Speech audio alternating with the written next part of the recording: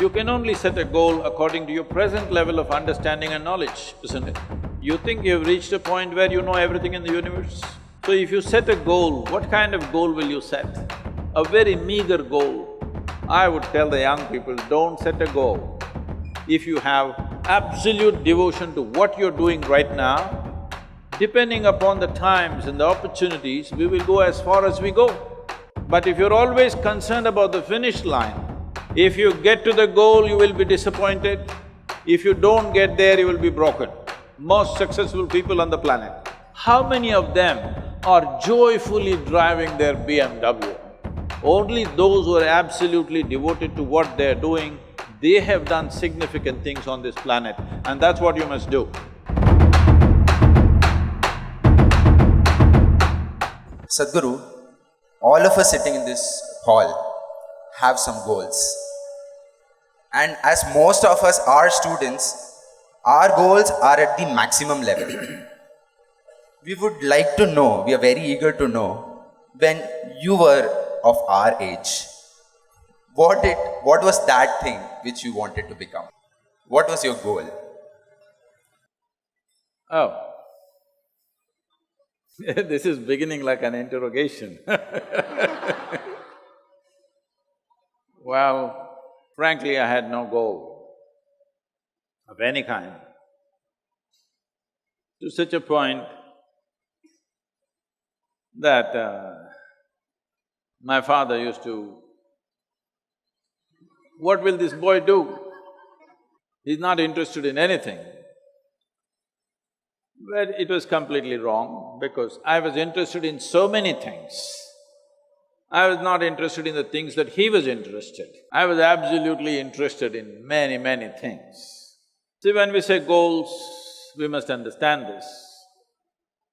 From where you are, if you set a goal for your life, you can only set a goal according to your present level of understanding and knowledge, isn't it? You think you've reached a point where you know everything in the universe? So if you set a goal, what kind of goal will you set? A very meager goal. And if you grow rapidly, you will be terribly disappointed with your own goal. But this has been taught to you in the recent years that you must be goal-oriented. If you… let's say you want mangoes in your house. If you want mangoes, you don't have to think of mangoes. You have to think of soil, you have to think of manure, you have to think of water, you have to think of sunlight.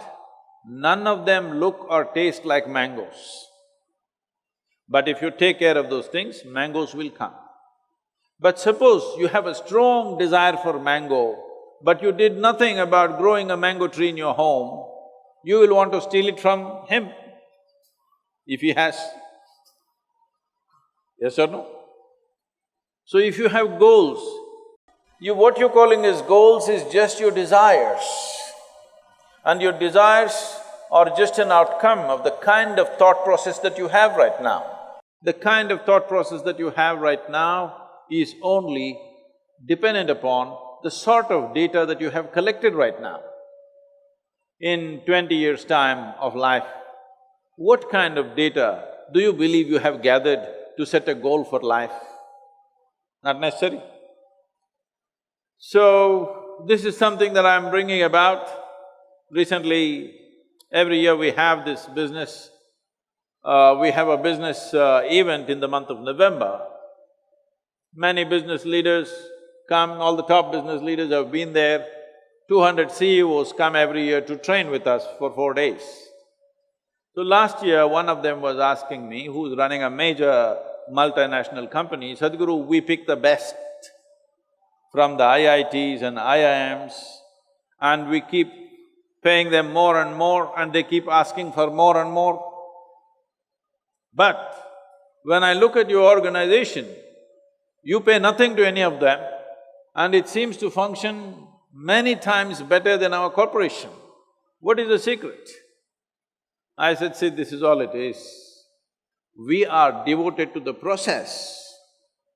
We are not concerned about the goal. We are absolutely devoted to the process. Because of our devotion to the process of what we are doing right now, If you do not do what you're doing right now well, your goal is just going to be a fancy desire, isn't it? Hello? Yes or no? Hello? Your goal is going to be just a fanciful desire that you made up in your mind, and that is not even yours. Your goals are all borrowed from 10 other people. Whatever is the trend today, that is your goal, isn't it? I would tell the young people, don't set a goal. If you have absolute devotion to what you're doing right now, depending upon the times and the opportunities, we will go as far as we go. But if you're always concerned about the finish line and not the step that you're taking right now, you will fall flat on your face, most probably. If you get to the goal, you will be disappointed. If you don't get there, you will be broken. Most successful people on the planet, I want you to just look at it, don't just go by what I say. Just go on the street and watch people. Leave the people who are driving bullock cart and this and that. Just watch those people who are driving BMWs, Mercedes and whatever else, okay? Successful people. Just carefully watch them. How many of them are joyfully driving their BMW? Hello? How many of them are joyfully driving their dream car that they worked for? You will see hardly anybody, unless it's a stolen car.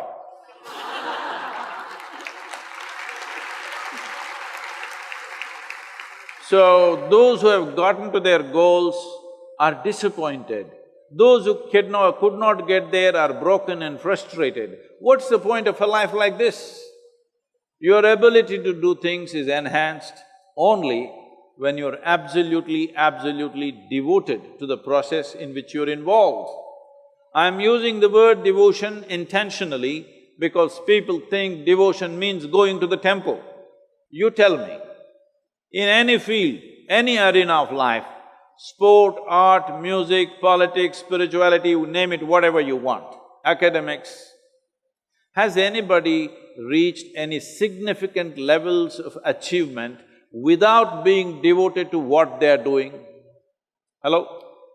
Has anybody reached? Mediocre things they have done.